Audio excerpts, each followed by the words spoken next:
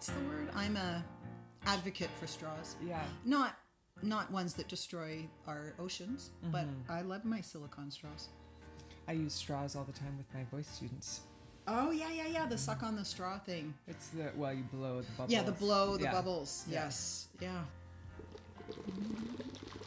Hello. Do you want to get started now? Sure, yeah. Hello and welcome to the podcast. So this is Love. How do you do love? My name is Mag, otherwise known as Margaret Dahlberg, and I wrote this show, and we're listening to chapters of the show, and then I'm chatting about it with my friend Ange. Well, we're having fun. I was thinking that today. I was listening to episode 3 doing some editing, and we were laughing so hard about the last intro. And I was thinking, well, at least we're having fun. Yeah, at least we are. I don't know if our audience enjoys listening to us laugh and joke about the Ange thing, the Ange bit. They're just like, what? And we really do call you Ange. Mm-hmm. I don't know do people call me Mag, or is it... I know one of our friends calls me Mags. A couple. You have different names for everybody that meets you, I swear. Because some people call you Maggie, some people call you Mags, Mag. I call you your full name, Margaret Elsa Dahlberg. I know, that's always seemed kind of weird. You're like, hi, Margaret Elsa Dahlberg. Yeah, I do have a lot of names. I actually think it's because I am a lot of different people. I've been thinking that since our last podcast, like what I attribute to youngest child, learning to be whoever for whomever I'm with. So I am Mags, I'm Margaret, Miss I'm Tweety. Miss Tweety, I'm Tweety, Yeah. I'm Meg. Some people call me MEG, Oh, Meg. Meg. Interesting. Yeah. Marg, my least favorite. Yeah. I'm going to Google what is the name with the most amount of nicknames. Oh, that's a good Attributed. idea. Yeah. That's a good thing. Maybe it's Margaret. Maybe. I think it is. Robert could be Bob. Rob, Rob. Robbie, Bobby. Yeah, that's like 4, Angela. Oh God. Okay, it's gonna be one of those days. Okay, so this is chapter 4. Oh my God, and middle ground. I'm popping in from post-production because I realized I didn't do a summary. So in chapter 3, comfort, that's when she looks for self-love, thinking that's going to help her feel better, and she doesn't really. So back to Ange and Mag. So what we're going to do is we're going to play chapter 4 for everybody and listen to the monologue and then the song, and then we're going to come back on and chat. Are you ready, Ange? Ready. Okay, here we go.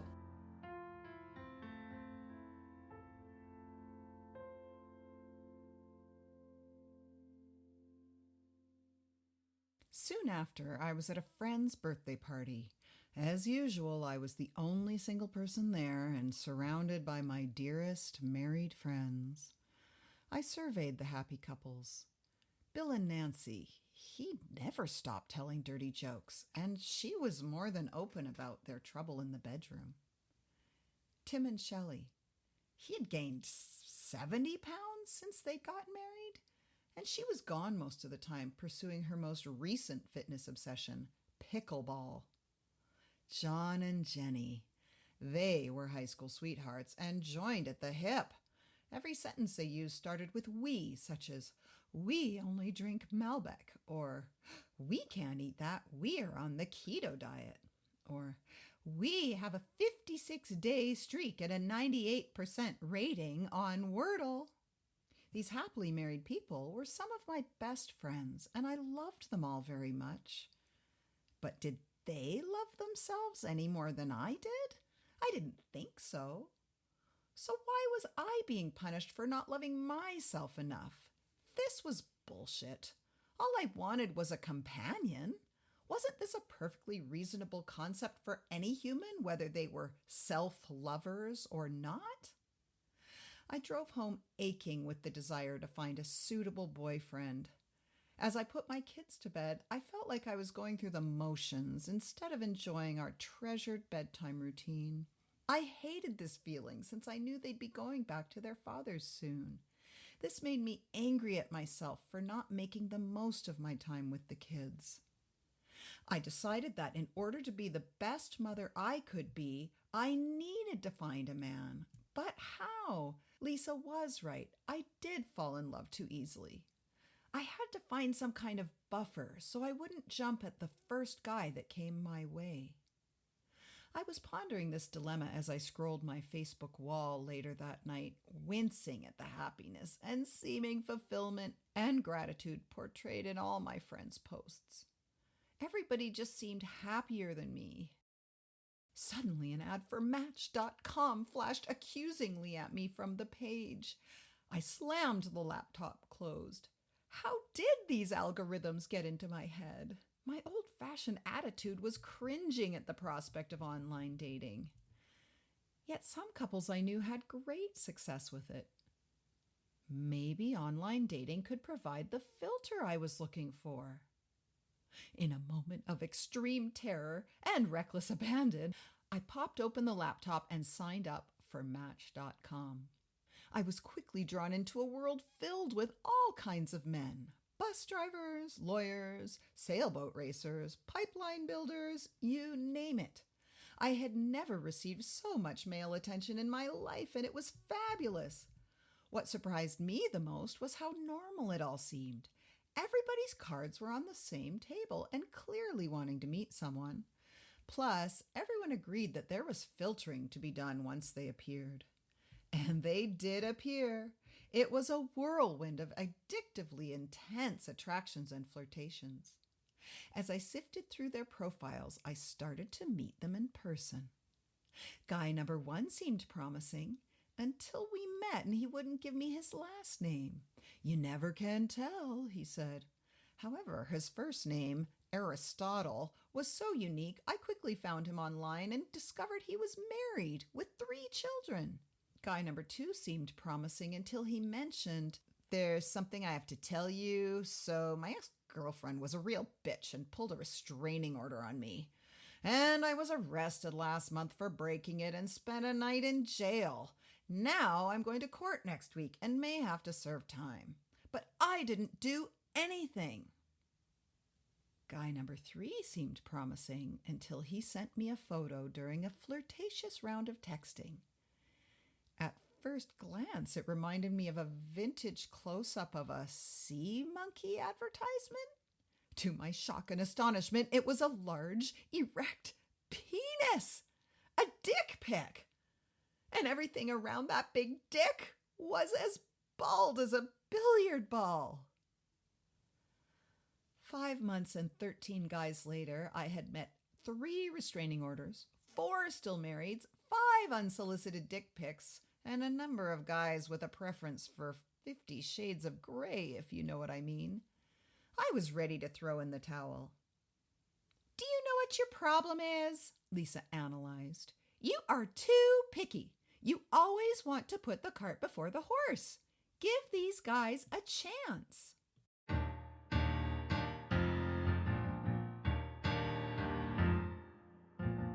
Middle ground is a place that I don't want to see.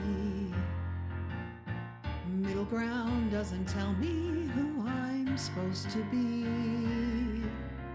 I want to know the answers. I want to write the book. I want to know this is happily ever after. Then I won't feel so afraid.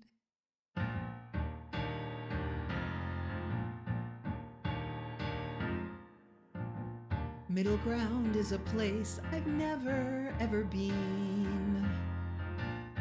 So instead, then I rush and go to the extreme. Just tell me what is wanted. Just tell me how to act. Give me the script. I promise I'll do word for word. Just please don't leave me alone.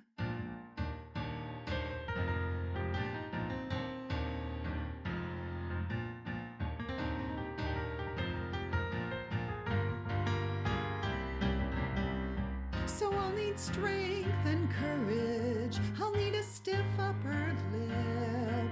I need to know that I can stand up on my own. I need to know that I'm worthy of a perfect fit. I need to feel that I deserve the greatest love. I need to feel that I am capable of finding love.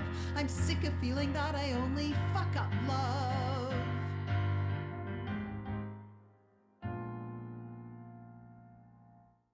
Middle ground is a place I'm finally gonna be. Middle ground is the way I'll finally feel free. Now I won't need those answers, and I won't need that book, and I won't need that happily ever after.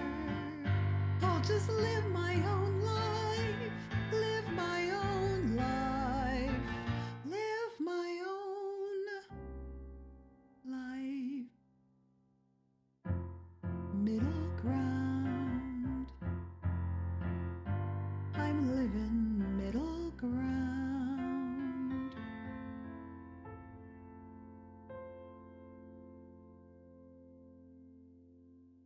Okay. All right. Can you, just like last time, can you tell me a little bit more about this song? Absolutely. Well, what's your question? So middle ground, so you're saying that in this song that... Oh, okay, I understand your question. Okay. All right. So what you... Whoa.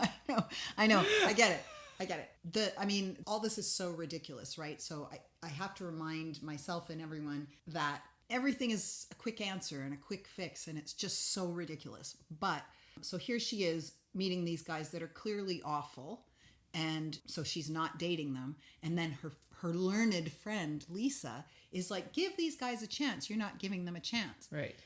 So that is ridiculous.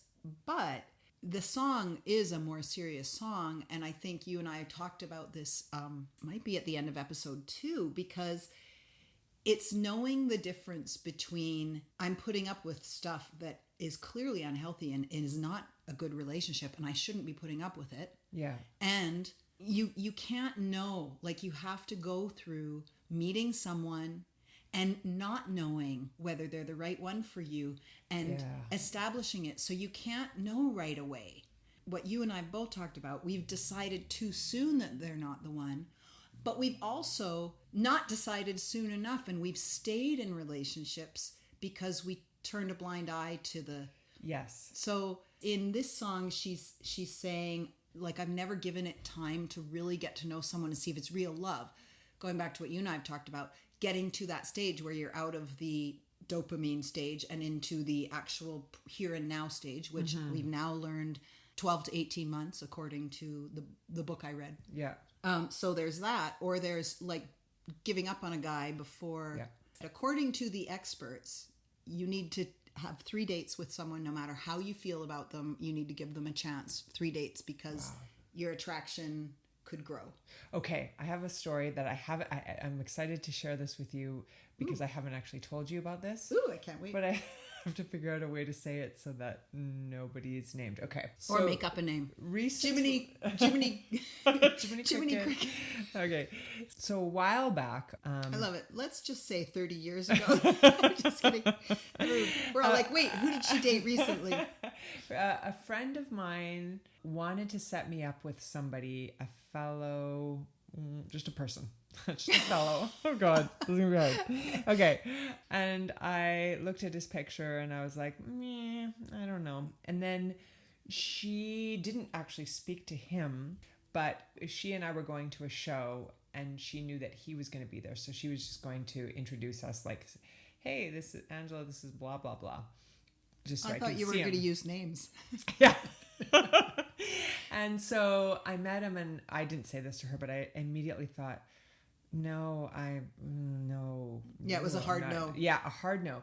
So then I met this person in a different setting.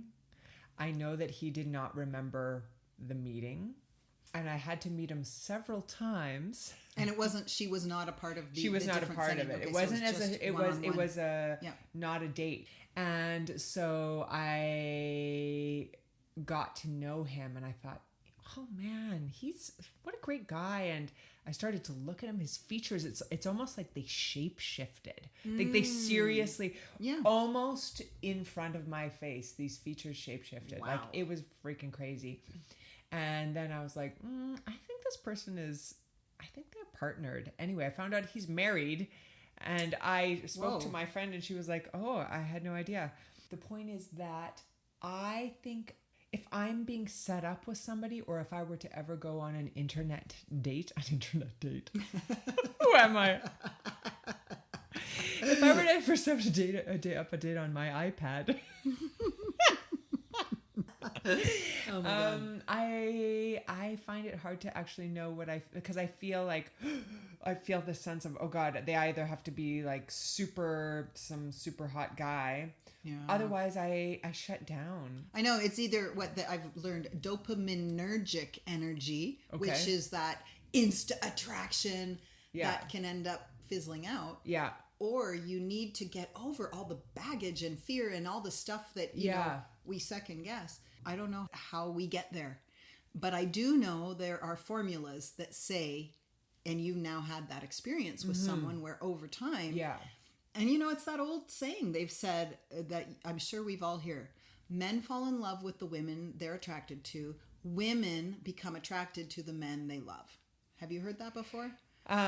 No, I haven't, but I just want to interject and say that every relationship I've been in, except maybe one, has come from friends that I've made, where there was no pressure, and then it became attraction. It built, yeah. See, whereas mine have been the opposite. Oh. Mine have always been from the start. It's been, we're going to date. And I mean, I really, really, really, really want to stress, I would never use my experiences as a model for anybody. But I certainly, and I don't even trust, like, I really think that the brain can convince me my brain can convince me of a lot of things, including attraction, you know, like it's like I can decide, okay, this is the person I want to date now. And that is what fuels my attraction historically. And I think for myself, if the next time I am set up or go on my iPad, well, stop making that joke. People, and I make a date on the World Wide Web, that I will give it three dates. I just want to acknowledge that you said you were done with that joke, and then you you then expanded upon your joke. I think you're right about three. Okay, we'll get back on. Yes, I think that, like, based on everything you and I've talked about, and even my own personal experience, which has been Jim and I, there was the attraction at first, but then there was a lot of time, because we've been on and off until a few years ago, we were kind of having to undo and restart and recreate, like. Yeah. So we got through that, making decisions too soon about the person.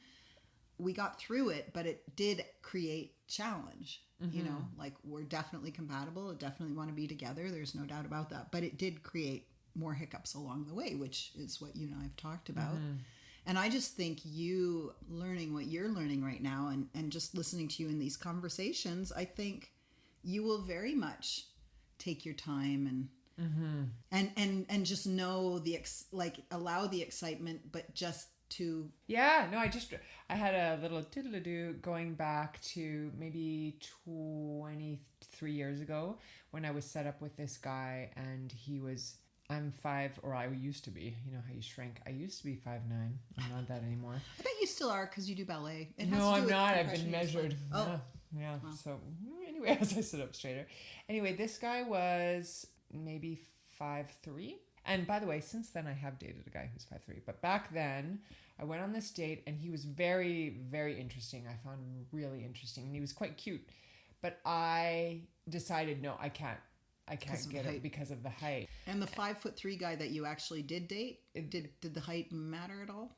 I don't know, not really. No, it didn't matter. And I was older, so I don't think I cared then. Yeah. I had a long flirt with this guy online once, who made a very strong, on his profile, looked nice, he looked good, and he was like very clear he didn't want any women under 5'6".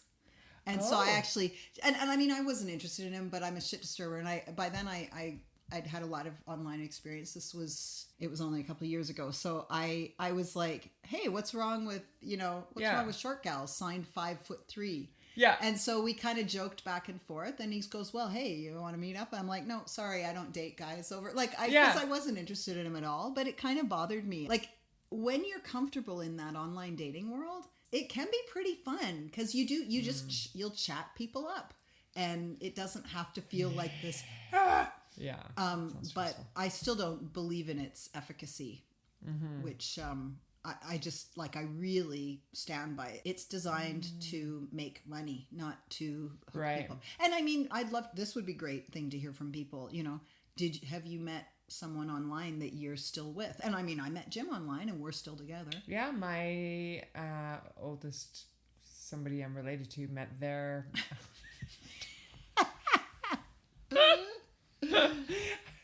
I don't think he cares. What I'm learning about you is the way your brain works is you really need to be specific about who you're talking about. Yeah. Like you can't just say, I know someone who, you know, but it is interesting because everyone's brain is different, and like, you know, they joke about mansplaining, and some people need details, and I know I have trouble skipping over certain details, but I notice with you, you know, you feel the need to use the personal information about the I do. I think maybe when I listen to podcasts, I like hearing the personal information, so maybe that's why. But you know what? My nephew's never going to listen to this. Let's face it. There's no way. Oh my God. I love it. It's not going to happen. I love it. But yeah, so I mean, you know, there's also, to me, there's just the bigger commentary about the world today and how we all want instant gratification. We want things to happen right away. We've talked about this with piano. That's why learning the piano is so good, because you cannot get there without going through the process. Yes. And everyone talks about process over progress in just about anything you do. And particularly in our last chapter, talking about that, you know, seeking self-love or self-compassion. You can't just decide, you know, you have to do the time, do the work. Yeah. And it is the same in relationships. And yet, I don't know, maybe in our parents' day, our parents were around in the 50s when people dated, and maybe you know, give them a kiss at the end of the night. Yeah. But there was a lot more emphasis put on the dating and the time you're together. And yet it still seems like there was always some steep point. Like when you think of courtships. Yeah. Like I remember hearing about a courtship.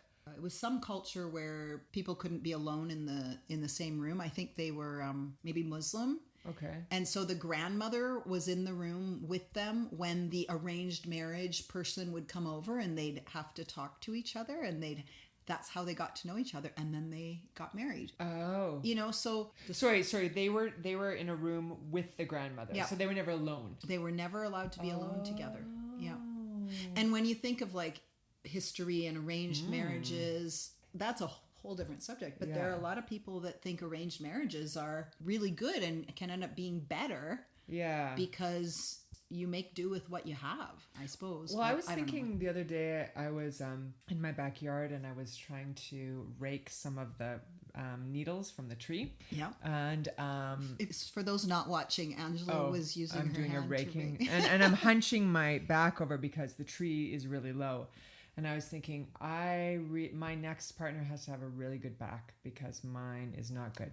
And so I actually have thought about this before. Why is there not, and maybe there is a site that says like, I can't read maps. My back is messed up. Are you good at technology? I'm not. Can you fix things? I can't. But I'm not sure what I can offer. I love it. Those are the things. Wait a minute. I don't cook. I don't sew. That sounds like an old. I don't cook. I don't sew. But I'm just myself. That's okay. Old musical theater reference. You bring you in. But I'm me. Yeah. Is that enough? Well, let's be honest. There's only one thing they want to know. I don't know if I have any selling points anymore. Well, no, but okay. So of course you have. I laugh at people's jokes. Yeah, you're a very good singer. Oh, thank you. Yeah. I don't think you can teach them piano. Yeah. Some people, yeah. Oh, you're so much fun. Great sense of humor. There's lots of things. Anyway, we're not going to go there. But what I was going to say is you absolutely can write those things up like you could. That would actually be really cool and fun if you were on something like Match.com. Yeah. You do write a thing. You'd be like specific. You'd probably get a lot of fun traffic around it, like a guy who could be, you know, or the right kind of guy who's not put off by that. Right. Because that's where it can get fun, you know? Because quite frankly, I mean, I think any successful couple, when I consider a successful couple, a couple that's still together, however long it is, and planning to stay together, an established couple. Yeah. Most of them will tell you that what they were looking for versus what they got, you don't always get that perfect match. But I think you might get something completely different from what you described. But are we going to make a profile for you, Angela? Is this? Oh, maybe this is going to be part of this series. Oh my God.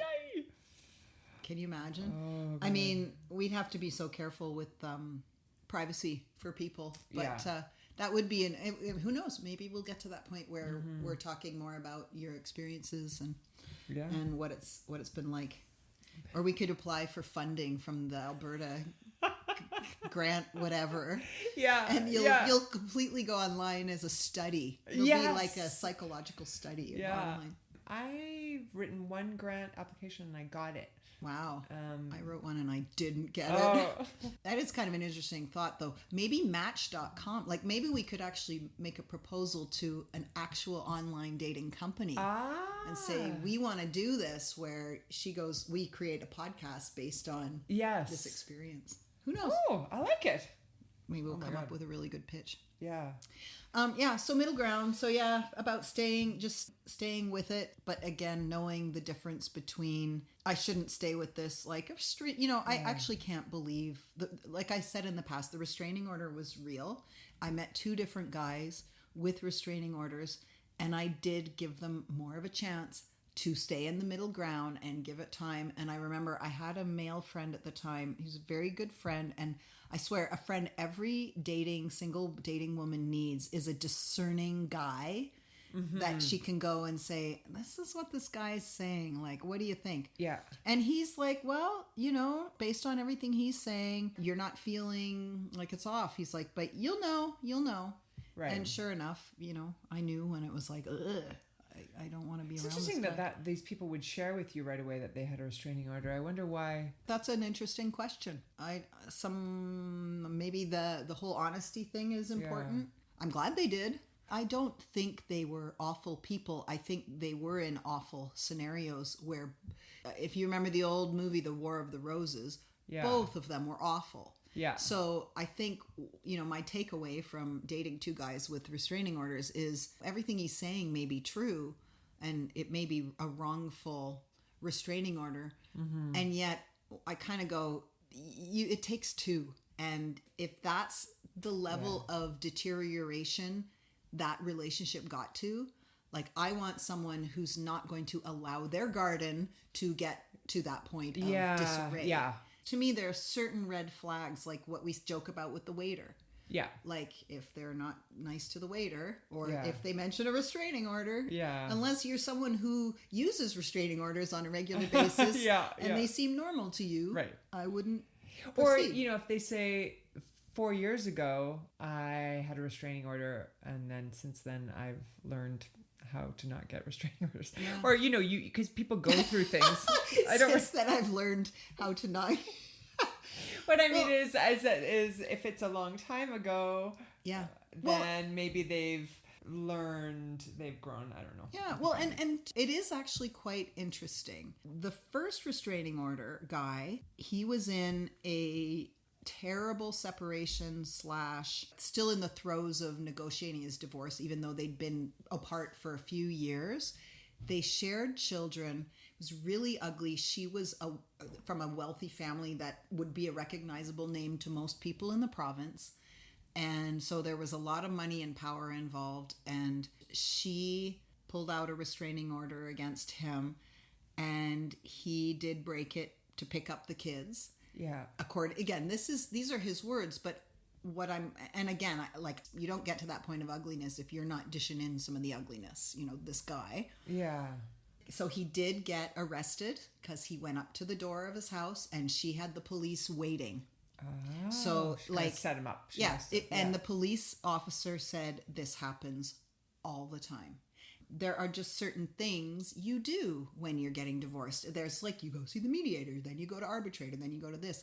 This restraining order thing is a tactic. I do think there is a world where restraining orders are more normal and they don't imply that someone is genuinely dangerous. Yeah. I mean, that was what both the guys explained. And to me, my radar was they both seemed like decent enough guys. Yeah. And I still stand by that. Yeah. But I was thinking about last episode we were talking about gut. Oh no, it was episode 2. Yeah. I think gut feelings. And I think it's kind of cool to reflect on every relationship and like go back as well as you can and think about those feelings that you had that you might have ignored. So yeah, they're all right. yeah. I've done that, and every single one Yeah. was absolutely. My initial thought, my initial question, my initial curiosity, or my Yeah. initial reaction yeah, to the person ended up being my final conclusion. And one of them was after a 3-year relationship.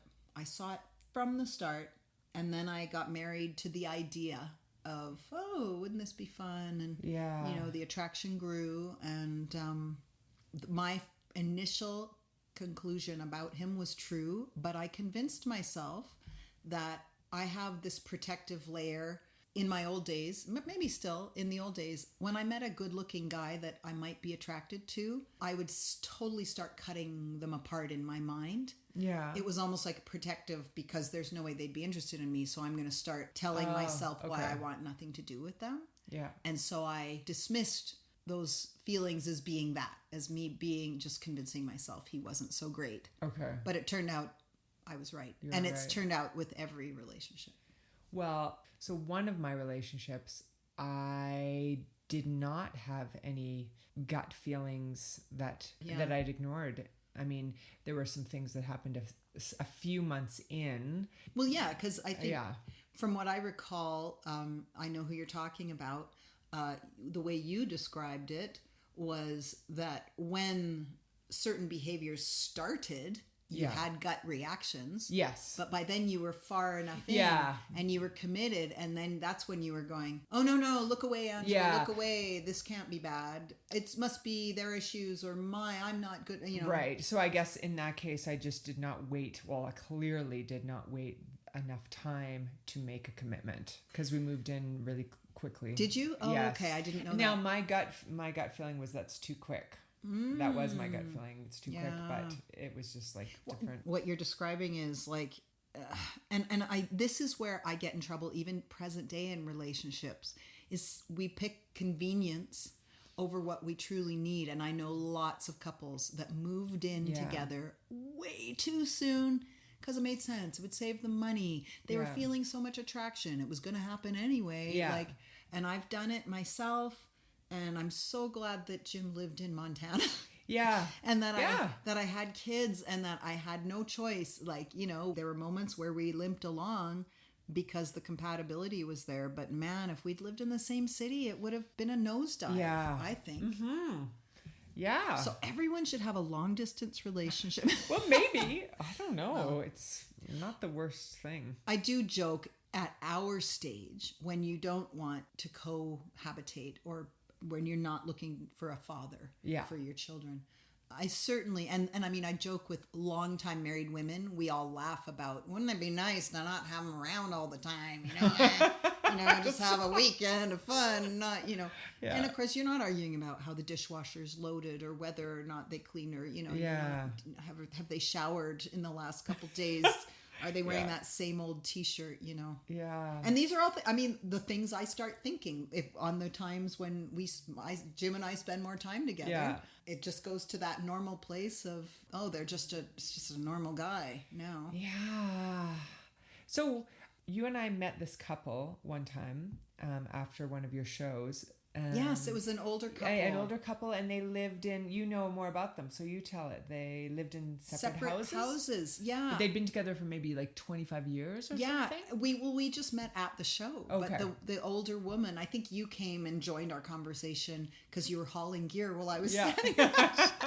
Where do you How want did this, that Margaret? work? Oh, just over there. I don't know. I'm Anyway. like, don't bother me right now. I've got my fans.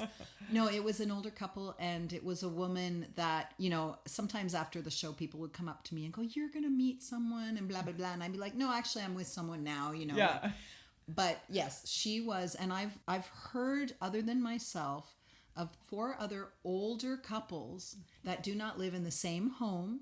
They've made a decision. No, I'll keep my house. You keep yours. Yeah. Like, and it gets complicated. Like, especially if you have, I mean, even from a legal perspective, if you have a home and your children and you know, there's a will and an estate and all that stuff. If you decide you're going to join in and you've got grown families and like that, even that stuff, I know it seems ridiculous. That's complicated. It's complicated, but it's also like neither you or I are independently wealthy. So we would want to maybe of course join forces with somebody. Yes. So then that's different that kind too. of. Yeah, well, if you're just a gold digger, Angela. Well, okay, so this is why I make this joke and why we're laughing about this, because Angela has been independent, living on her own most of your life. You lived with guys a couple times, but you always rented on, like, you know, you know what I mean? Yeah.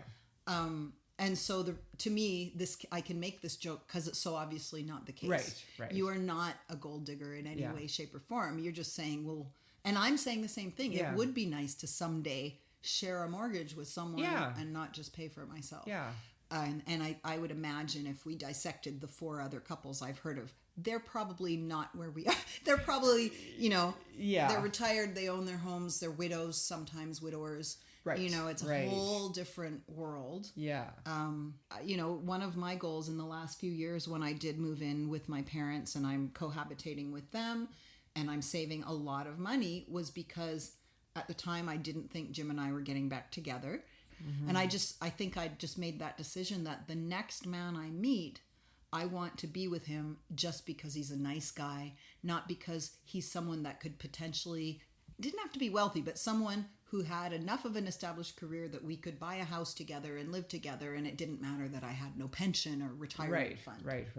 I remember when I was dating guys in that year, I would just think, I don't ever want to live with anybody. Like, I was very much of a, do I have to see him that much? I missed the long distance. I would be driving to this one guy's house, you know, in traffic, and I'm literally adding up the driving time going, wouldn't it make more sense to just drive somewhere 5 hours both ways once a month instead of driving 45 minutes every day, 4 nights a week to this guy's house there and back? Like, I just remembered thinking, I don't want to see anyone that much anyway. And you know, I've often thought, and I've often said, maybe in this podcast, that I feel like the reason it's hard for me to imagine myself cohabitating sometimes is because I've lived on my own for most of my adult life. But you haven't. You were in a long-term marriage and blah blah blah. But you're so. Do you think it's an age thing? We're both early mid 50s.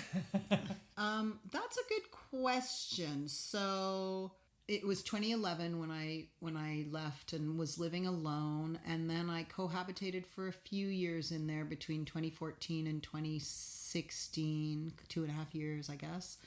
And there were things about living with someone and having someone in the home which was really fun and just nice to have someone around. And there were things that drove me nuts. So I actually loved being on my own as well. I don't know, because I don't say what you say. Like, I do feel like I totally could live with someone. Oh, okay. But I love not living with someone. I love not having that clutter to deal with. Yeah. But if I guess I recognize that if I didn't have that clutter, there's other clutter. Right. You know? Right. Like there are downsides to I mean, all the jokes aside about long distance relationships, there's a reason. There are a lot of people who will say they don't always work. I mean, to me, it's like anything. Every scenario has its benefits, and you're always sacrificing something with every choice you make, right? Yeah.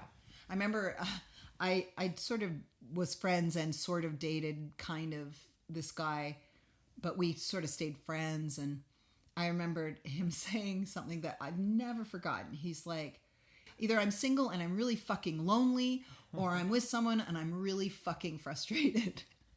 Right. And I remember thinking that there's a lot of truth to that, you know? Yeah. Or some. Maybe I should say some. I feel like all the couples that would listen to this would go, I don't always agree. It's just when you are frustrated, it's hard because you feel stuck and trapped. Yeah. So it compounds the sense of frustration. Yeah. But loneliness is also a horrible feeling, because what's stuck and trapped, the opposite is like this void of never, you feel like you never know, like, is this the rest of my life? Am I ever gonna? Yeah. I've been both. Yeah. So back to the show. So we've got Christine, and she's talking about being in the middle ground. She's been told she needs to do a better job of giving relationships a chance and not just dismissing guys so quickly. Mm-hmm. Yeah, no, I feel like I might have to do some investigative work on my own and put this into practice. Seriously, the more conversations we have, I'm like, yeah, maybe I just need to try it. Yeah. I don't know. The great thing about online dating is you can always hide your profile, and you can, like, I would right. cancel for a couple days and then I'd go back. Yeah. A couple days, and like, because they never delete your information. So if I went into, I think one of them's called Hinge or Bumble. Yeah. Those were the ones I was using, and I think probably Match. Yeah. They would still have all my information. Okay, so you wouldn't have to from really like do it. And Match, it would be 2019 maybe was the last time I was on Match. Maybe it would be good for me to do now that I'm not feeling that I necessarily want somebody. So maybe I'd be a little bit, but maybe that's not fair to the people on. I don't know. Well, no, because there are categories. So when you online date, it's the questions are very thorough, and so one of the things they always ask is looking for, and so you put whether you want something casual, long term, and there's I think a few different categories, like still deciding, right? And so you get a lot of that, and then you really fill out what you're looking for, and you can get very specific. Personally, I learned not to do that because you're kind of narrowing your field, but that might feel better for you. But you pick people's incomes. Oh. Like, you have to put your income in, and so you'll put like what you're looking for. Body types, because you have to put your body type. There's like normal, there's fit. Most people put normal even when they're super fit. A few pounds means you're a little overweight. Like, okay. So people put their actual body shape and type, and then they put what they're looking for. And then there are unspoken rules, like always put full body pictures in so they can see what you actually look like. Right. And there's two reasons for that. One, if the guy doesn't like your shape, well, don't waste your time with them. Right. But if you only do headshots, guys will wonder if you're heavier and don't want them to see. Right? Oh. So this whole concept of showing your whole, I might convince you may be like, yeah, I'm not doing this. This is way too much. If you want, you can put your political views on there. You can put how often you exercise. You can put favorite movie. Like, you can really put a lot of stuff on there. Can you do it for me? Yeah, we could do it together. That would be kind of fun. And we'll call you. We're gonna have to make up a name. Is this gonna be real or pretend? And then for every date that I go on, I just want you to happen to be there in the background. Oh yeah, yes, yeah. Well, my sister and I had a rule when I was on a meet and greet. First of all, I always told her exactly where I was going and what time. And we had a rule that she was to text me 10, 15 minutes in. Like, because if I didn't want to be there anymore, I could make something up. Oh God, my daughter her ride didn't show up. I gotta go. Yeah. You could be like, my cat. My cat just texted. He's hungry. I've taught him this. You could be like, oh no, my student. Oh no, there's a student at my house. I didn't realize I'm gonna have to go. But I just want to figure out a way for my cat to text me when I'm. I mean, it's just there's got to be a way. Well, people use cams, right? They use nanny cams to make sure their pets are okay. Oh God. I just don't think you could be trusted with that. You'd be like, he's been lying in the same position for 5 minutes. Wait, is that the same position as it was an hour ago? I gotta go back. Wait, I need one of those cameras that records so I can compare the data. Oh God. Yeah, no, I just feel kind of like I want to put some things into practice because we've just been, I almost feel like my brain, it's also like, for me, it's early. What time is it? For the audience, it's 2:16 p.m. It is early for Angela. No, actually, I do like, because what you're going with this is how to be scrutinizing when you're meeting someone, how to know when you're to stay with whatever they're telling you, and when to cut them loose. And so what you're wanting, I think you're thinking of dipping your toe in, and it's a good sign, right? Because you're getting ready to get back into dating, and the question is how. Yeah. Because in 2025, like, that's the problem. Everyone will tell you how generally is online. Yeah. Like, there doesn't seem to be a lot of other ways unless you've got a baseball team or a volleyball team. Right. Let me ask you this. Volleyball team. I guess there are volleyball teams out there. I wish I could play beach volleyball. Just 'cause that sounds fun. And you wear a bikini. You can cut this out, but could you put "I will not have sex" in the first 3 months? A lot of people do. They could say there, and men get frustrated about it all the time, and that's often a red flag. Because if a guy starts complaining, what is it with these women that you have to have 3 dates or it has to be 3 months? So if they're complaining about that, that often means that they're not looking for the long term. Like, this is why I can help you with all of this, because I had to learn this the hard way. And so a lot of women especially say, I'm going to take a lot of time. I met a couple guys too. Yeah. That they would say, I need, whereas I'm an experiential learner, I wanted to meet people right away, and I was really clear about that. I'm like, it doesn't feel real to me, so I need to meet the person right away. Yeah. And so if you didn't want to do that, you could make that clear, but you could say, I will meet you right away. And that being said, it will be 3 months before I'm ready to get intimate. Like, that's the cool thing. You could say whatever you want. Yeah. Or as my mom said, you need to wait at least a year before you have sex. I'm not even joking. She told me that. I'm 54. Oh my God. But she's got something. Well, I'd say she's not wrong about the word wait, but a year, I don't know. Like, I don't know what that would benefit. Maybe she's just saying a year so that my mind would go 6 months and then we'd meet somewhere in the middle. But no, I do think so. And it's not because I'm actually, she said, people jump into bed. Okay, we're going to have to delete all this. Well, they do. Yeah. People do jump into bed. No, I think your mom is onto something, and I think she's like, I think people do jump into bed too quickly. Going back to you being there for every date, for some reason I imagine you with like a fedora. I am. And dark glasses, and then I'm going to buy some wigs. Fake mustache for sure. Because that doesn't draw attention. No. Well, I'll wear a big coat so I look like a man. And you'll always be reading a newspaper, like an old. One of my outfits is going to be a long dark wig and a handlebar mustache, and like those old tinted sunglasses that are like two-colored. Yeah. Bicolored. Yeah. I'm going to have a whole thing. Okay, you're going to have to go shopping. I'll get like even though it's a different guy every time, for some reason you need to have. I'm going to wear a different disguise each time just because it's fun. I can't wait. I can't wait to. I'll be at another table and I'll be like holding up signs. I'll be like, get out of there. Get the fuck out of there. Yeah, you can just have like hand gestures, like you take off your hat and spin it around. Yeah. And then you put it back. And then you'll be wait, I just need to look at my legend. She's spinning her hat. What does that mean? But the funny thing about this is we know I am often the one going, come on, Ange. Yeah. You just keep, maybe it's this. Like, you know what I mean? Yeah, I'm not good at saying, dump this guy. Oh, that other friend of ours needs to be there too. Oh, I know exactly who you're talking about. And oh my God, you're right. Because she's the friend who doesn't put up with any bullshit. Yeah. So she and I are going to come. There's so much to be said for that. Like, and I think, there was a time, I think like people don't set friends up anymore as much as they used to. Yeah. I don't know why. And maybe because of online dating, people aren't asking for it.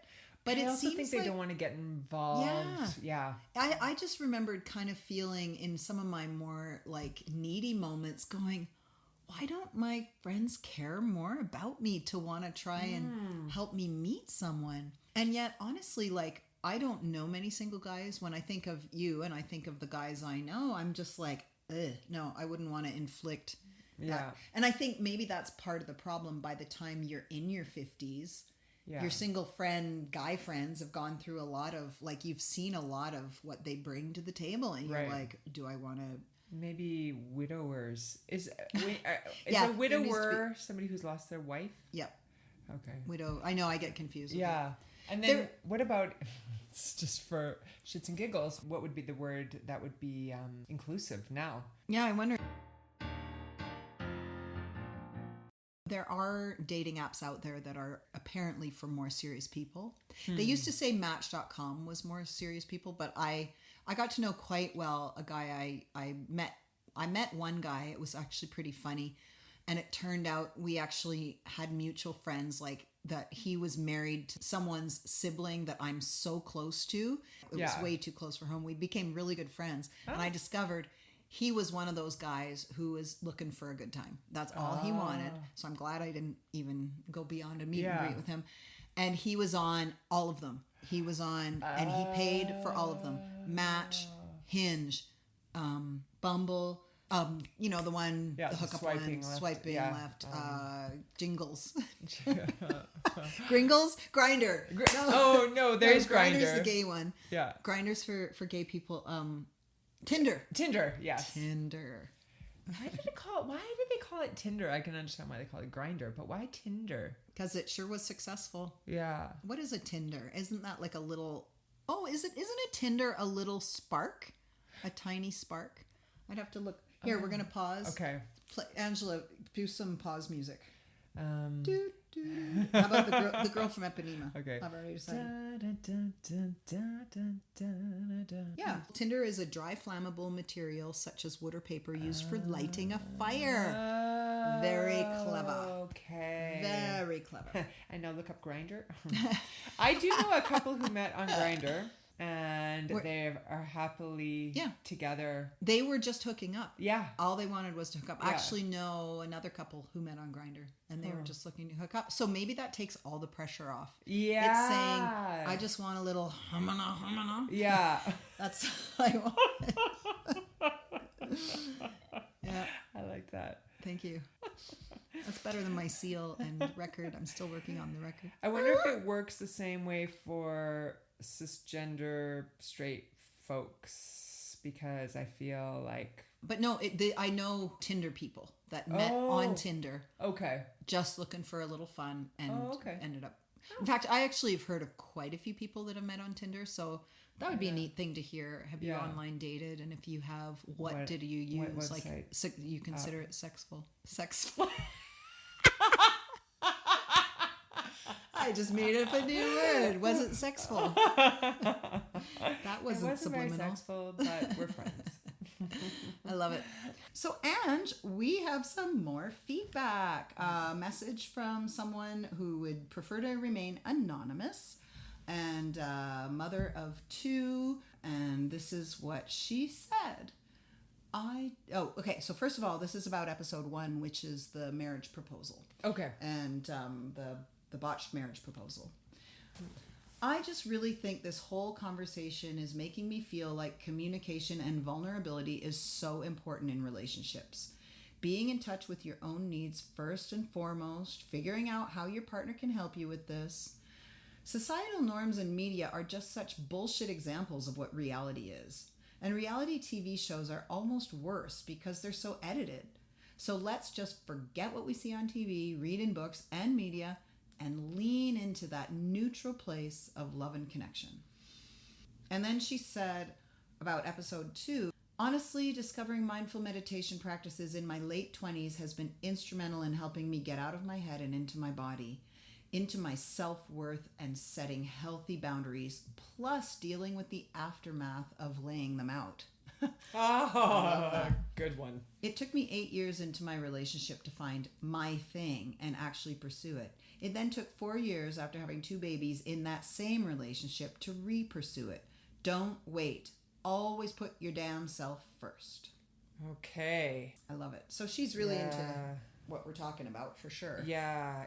I love the thing she said about boundaries and how dealing with the aftermath, because we all say you have to have boundaries, you know, as if the person that you're putting up a boundary with is going to accept it. You know, it's no, you're going to they're just going to say, okay, thanks for letting me know. Thanks for your great boundary. Yeah. No, you have to be able to deal with people being uncomfortable or angry or passive aggressive or whatever. Yeah, and insecure, that takes all of those things. So that's a great point that she brought up. Yeah. And I like her reference to mindfulness meditation. I mean, any kind of practice where you have to pay attention, because then you know it's much easier easier to notice what's going on, what the voices are, what the, otherwise it can be just a big blur of blah, I just read, so I'm reading a new book, Angela. I say spiritual teacher all the time, and you say, I just read. I love it. I know. Well, so I just read a book. It's actually about why the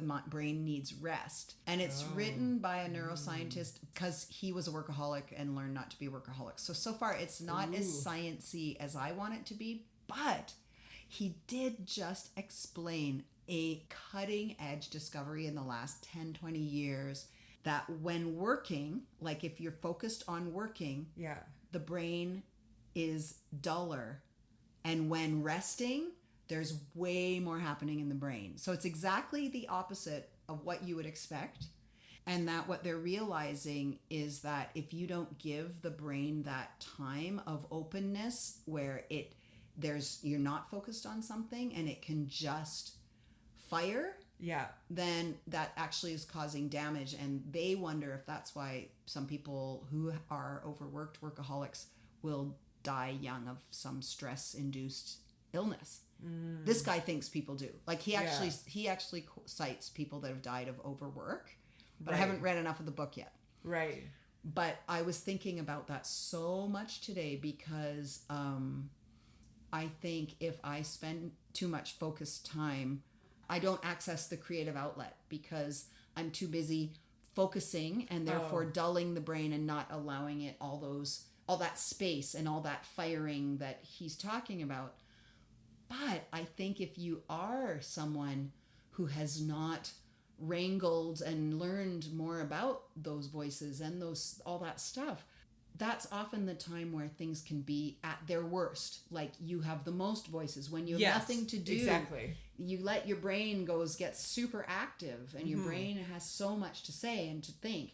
But if it's things like, I'm too lazy, I should be busy, should have more to do, my money is worried, you just fill in the blank.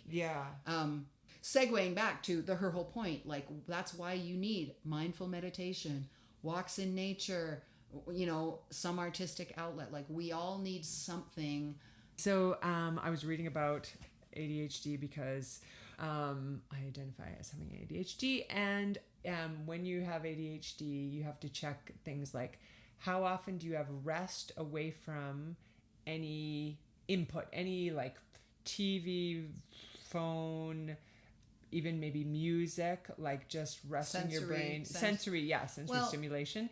And how often can you go outside? You have that. And then and this person also talked about, and this was really interesting to me, that people with ADHD, they are less quick in recognizing when they need to eat, when they need rest, when they need, so they override these things. And then by the time they really have to, their nervous system it's gotten too far.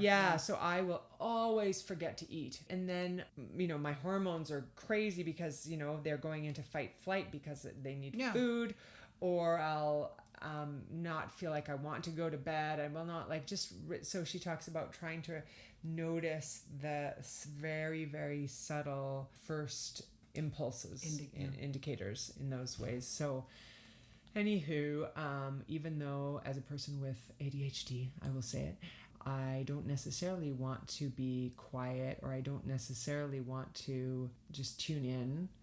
It's been incredibly helpful, Anyway. Yeah, I think I just want to jump back because it's not sensory input, because sensory input, like nature, is sensory input. It's I'm guessing it's something you have to translate, like translative input, whether it's a phone or music. Something that's not... she didn't say music. I said that. I realized I said that. It was more like anything, phone, computer, that sort of thing. It could be, like, for some of us, it could be music. Like, I don't listen to music because it requires all my focus. For me, music is like reading. That would be an interesting question, though. I kind of want to do some research on that, because I do think there are different levels of... Like, I think TV screens... are any type of screen technology that is overstimulating. Yes. Whereas I feel like reading books with my eyes, not on... I tried a Kindle on my vacation. It can't be a screen. But if I read a book that's made of paper and use my organic eyes on the organic paper. Like I feel As like opposed I'm to your bionic yes, eyes. my bionic. I feel like I'm doing something good for my body. Yeah. So You have to music- slow down. Yeah, and some people that are not musicians that aren't like my brain goes into analysis when I listen to music. So it depends on the music. It depends on, I have like a playlist. I think it's called Feelings. Yes. Angela's plays Feelings. And if I listen to that, it helps me go into, because of the lyrics of the particular songs, it helps me go into my heart. Yeah. And my feelings so Sometimes- whereas maybe another time I want like a little dance party as I'm walking, and that's not necessarily bringing me into my body, but it's just fun and it's getting me energized. Yeah. Well, anyway, the point being, you need to find something that brings you into your body that's not a screen. Something that treats you well. And I've never gotten into meditation. I hear a lot of people say I never got into meditation, and I also hear a lot of people go, meditation saved my life. And breathing, I know people that do the breathing thing. I know people that have done some kind of there's a type of dance that's a more of a sensual dancing thing. Like I can't remember what it was called. I knew someone who did that. Lap dance. Yeah, it's lap dancing. That'll really bring you into your body, or someone's body, or their body into yours. Yeah. Anyway, Sensual dancing. Yeah. Find your thing, and Yeah. don't tell me it's staring at a computer, because it's just not going to be. Awesome. Well, that's the feedback we're going to share for today, and thank you, Angela, for being part of this episode yet again, having so much fun. Stay I'm tuned. really having fun. Thank you. Stay tuned for chapter 5. Yeah. Anyway, thanks for listening, and here's some credits. So engineering on the songs is my good friend Matt Bird at Blanket Fort Productions, and everything else is self-produced and engineered, except the artwork, which is my friend Stephen Morton, who did a fantastic job capturing Christine.